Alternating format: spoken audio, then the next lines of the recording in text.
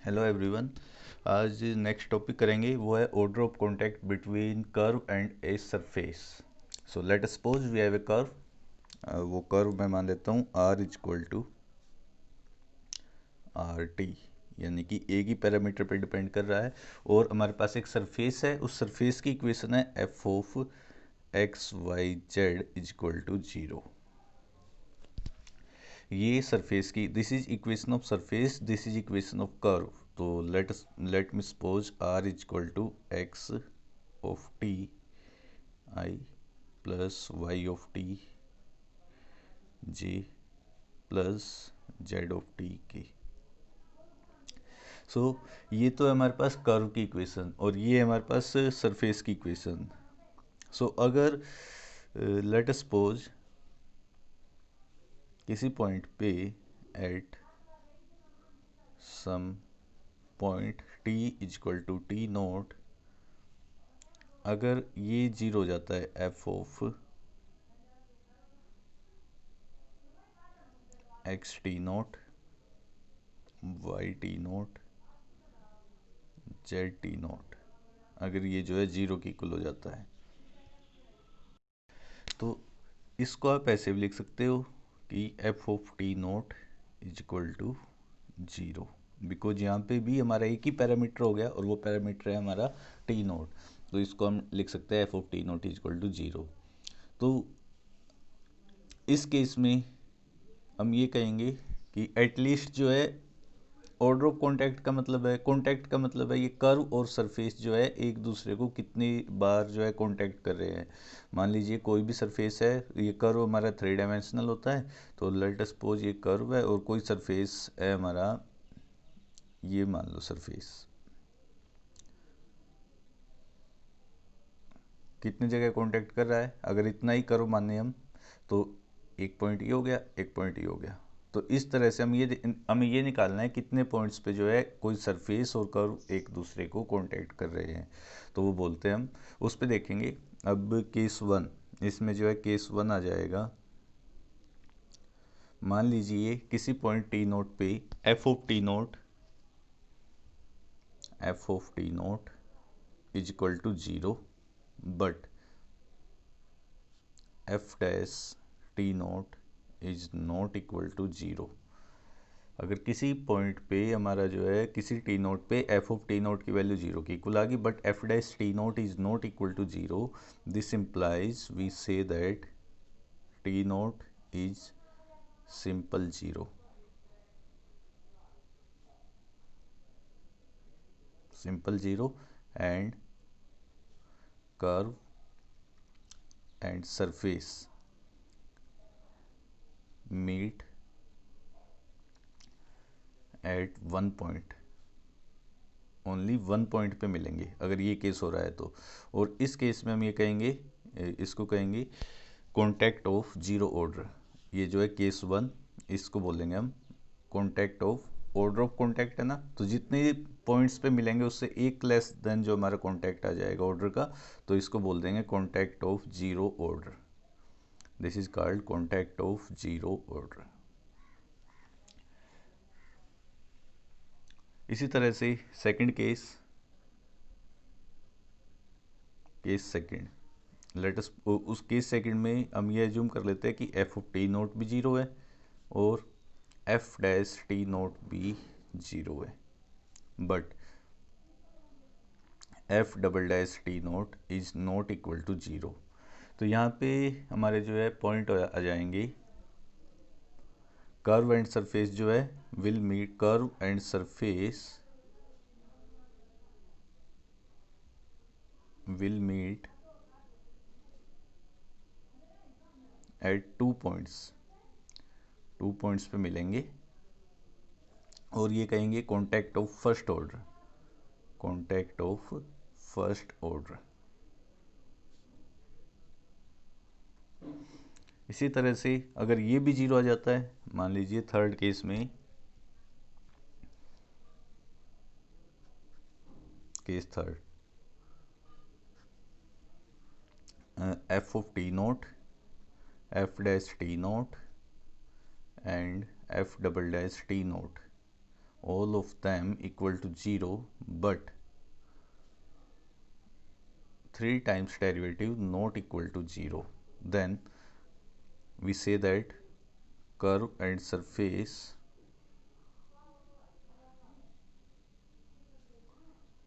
meet at 3 points. तो वो जो है 3 पॉइंट्स पे मीट करेंगे एंड ऑर्डर ऑफ कॉन्टैक्ट देखो, अगर 2 पॉइंट पे मीट कर रहे हैं तो ऑर्डर ऑफ कॉन्टैक्ट हो गया फर्स्ट ऑर्डर, अगर एक ही पॉइंट पे मीट कर रहे हैं तो ऑर्डर ऑफ कॉन्टैक्ट हो गया 0 ऑर्डर का। तो यहाँ पे ऑर्डर ऑफ कॉन्टैक्ट कितने ऑर्डर का हो जाएगा, तो we have order of contact of second order, order of contact of second order हो जाएगा। तो जो नेक्स्ट इस पे बेस्ड जो ऑर्डर ऑफ कॉन्टैक्ट पे बेस्ड हम क्वेश्चन करेंगे उसके अकॉर्डिंग हमें जो है निकालना है इक्वेशन ऑफ प्लेन निकालनी है, जो कि कितने पॉइंट कॉन्टैक्ट है, 3 पॉइंट कॉन्टैक्ट। ऑर्डर नहीं दे रखा है ये, बट ये दे रखा है 3 पॉइंट कॉन्टैक्ट, यानी कि 3 जगह मिल रही है, यानी कि ये केस। इस केस में आप हमारे पास क्या कंडीशन है, F of T note, F dash T note and F double dash T note equal आएंगे 0 के। और किस पॉइंट पे, ओरिजिन पे, ओरिजिन पे विद द कर्व, कर्व की इक्वेशन ये दे रखी है। तो हमें निकालने किसकी इक्वेशन है, प्लेन की इक्वेशन निकालनी है। We need to find equation of plane. तो equation of, general equation of plane क्या होती है, इक्वेशन ऑफ प्लेन होती है A X plus B Y plus C Z plus D is equal to 0, ये होती है equation of plane. Any equation of plane, general equation of plane is given by this. Now किस point से pass कर रही है ये equation of plane, origin से। सो जब ओरिजिन इसमें पुट करेंगे, because plane is at origin, plane is passing through origin, तो बिकॉज ओरिजिन से पास कर रहा है तो 0 0 0 पुट करेंगे तो डी की वैल्यू हो जाएगी 0। So this implies D is equal to 0। So equation of plane आ जाएगी, and equation of plane is, equation of plane is A X plus B Y plus C Z is equal to 0। अब हमें इसी plane की equation निकालनी है। इस plane की इक्वेशन तो निकल गई, बट हमें क्या निकालना है, इसके कोएफिशिएंट निकालना है, ए बी सी निकालना है।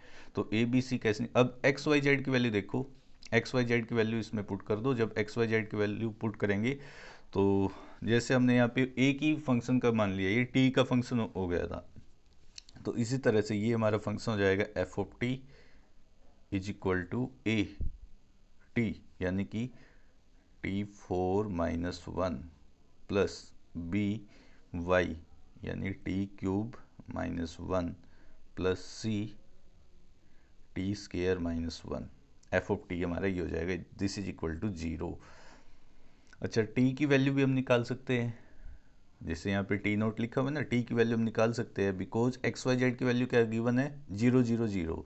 तो जब जेड की वैल्यू को 0 के इक्वल पुट करेंगे, t² -1 इज इक्वल टू 0, तो is equal to 0, this implies T is equal to +-1, T is equal to +-1, लेकिन -1 ये भी 0 के इक्वल है, t³ -1 इज इक्वल टू 0। यहाँ से जब आप इसको सोल्व करेंगे तो -1 सॉल्यूशन नहीं आएगा, t की वैल्यू 1 ही आ जाएगी, तो t की वैल्यू होगी 1। ओके, तो t की वैल्यू कितनी आ गई हमारी, t इज इक्वल टू 1। अब हमारा 3 पॉइंट कॉन्टैक्ट है, अगर 3 पॉइंट कॉन्टैक्ट है तो ये कंडीशन हो जाएगी। अब इस कंडीशन को जब अप्लाई करेंगे, यानी कि F of T naught is equal to 0, यानी कि एफ ऑफ 1, पहली कंडीशन आ जाएगी एफ ऑफ 1 0 की इक्वल हो जाएगा, एफ डैश 1 0 की इक्वल हो जाएगा, एफ डबल डैश 1 0 की इक्वल हो जाएगा, एफ डबल डैश 1 भी 0 की इक्वल हो जाएगा। तो एफ ऑफ 1 तो आ जाएगा जब इसमें पुट करेंगे ए 0 0 0, उससे तो कुछ भी नहीं मिलेगा हमें, ये तो जो है 0 + 0 + 0, ये तो 0 आ गया, ठीक है। ये तो हमें ए बी सी की वैल्यू निकालनी है। नाउ एफ डैश टी निकालेंगे, जब एफ डैश टी हम कैलकुलेट करेंगे वो आ जाएगा 4a t³ and plus 3b t² and plus 2ct। इसी तरह से एफ डबल डैश टी को फाइंड आउट करेंगे तो यह आ जाएगा 12a t² plus 6bt plus 2c। अब इनमें जो है हम 1 पुट करेंगे तो एफ डैश 1 इक्वल आएगा 4a, ये भी 0 के इक्वल हो जाएगा at 1, 4a plus 3b plus 2c is equal to 0. Similarly f double dash 1 which will be equal to 12a plus 6b plus 2c is equal to 0. इस equation को अब इनको सोल्व करना है. मैं सेकंड इक्वेशन को आप ऐसे भी लिख सकते हो, इसमें से 2 को आएगा common, 6a plus 3b plus c is equal to 0. तो इक्वेशन 1 और इक्वेशन 2 को आपको सोल्व करना है. इक्वेशन 1 और 2 को सोल्व करके ये आ जाएगा a by 3 minus 6 is equal to b by 12 minus 4 is equal to c by 12 minus 18, यानी कि यह आ जाएगा a by -3, b by 8 and c by -6. तो हमारा इनका रेशो आ जाएगा. इसको आप तो a की वैल्यू समथिंग कांस्टेंट के इक्वल आ जाएगी. तो a is equal to -3k, b is equal to 8k, c is equal to -6k. अब हमारी जो प्लेन की इक्वेशन है ये है. इस इक्वेशन में ये वैल्यू पुट करेंगे. जब ये वैल्यू इसमें पुट करेंगे तो ये आ जाएगा -3k x plus 8kx plus या -6k x is equal to 0. और इसमें से जो भी कॉमन आ रहा है वो कॉमन लेके हमारे पास इक्वेशन आ जाएगी 3x माइनस 8y, y यहाँ पे आएगा z. तो -8y plus 6z is equal to 0. This is our required equation of plane.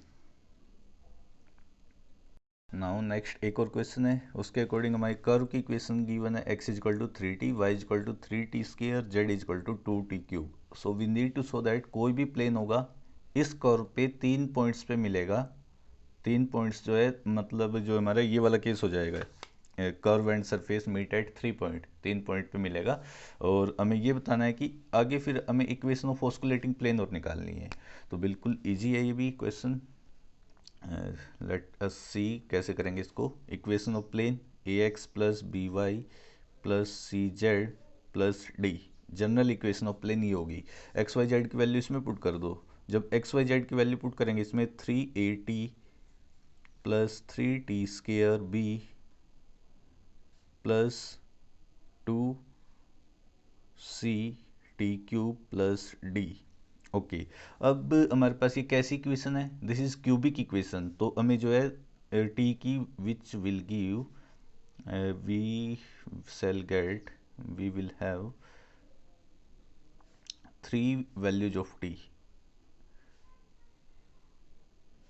से t1 t2 और t3 या जो भी आपको एज्यूम करनी है. तो मैंने बिकॉज ये जो इक्वेशन कैसी है क्यूबिक इक्वेशन है, तो जब इसको सोल्व करेंगे तो t की वैल्यू आएगी हमारे पास 3 वैल्यू आ जाएगी, t1 t2 t3. तो एक t1 पे एक पॉइंट मिल जाएगा हमें, t2 पे दूसरा पॉइंट मिल जाएगा, t3 पे तीसरा पॉइंट मिल जाएगा. तो ये तो हो गया कि ये प्लेन जो है 3 पॉइंट्स पे मिलेगा. देन इससे पहले वीडियो में मैंने आपको कराया हुआ है ऑस्कुलेटिंग प्लेन की इक्वेशन कैसे निकालेंगे. तो ऑस्कुलेटिंग प्लेन की इक्वेशन बिल्कुल ईजी है. x minus x1 y minus y1 z minus z1 और dx1 dx by D T या x dot at t1 dy by D T dz by D T t1 पे, because हमें osculating plane t1 पे निकालना है. तो t1 पे dx by D T की वैल्यू निकाल लेंगे, dy बाई डी टी की और dz बाई डी टी की वैल्यू निकाल लेंगे. dx by D T 3, dy by D T 6t, dz by D T 6t square. Similarly double derivative ये आ जाएगा और इसको 0 की इक्वल पुट करेंगे, वो हमारे ऑस्कुलेटिंग प्लेन की इक्वेशन आ जाएगी. तो इसको ऑस्कुलेटिंग प्लेन आपको खुद निकालना है.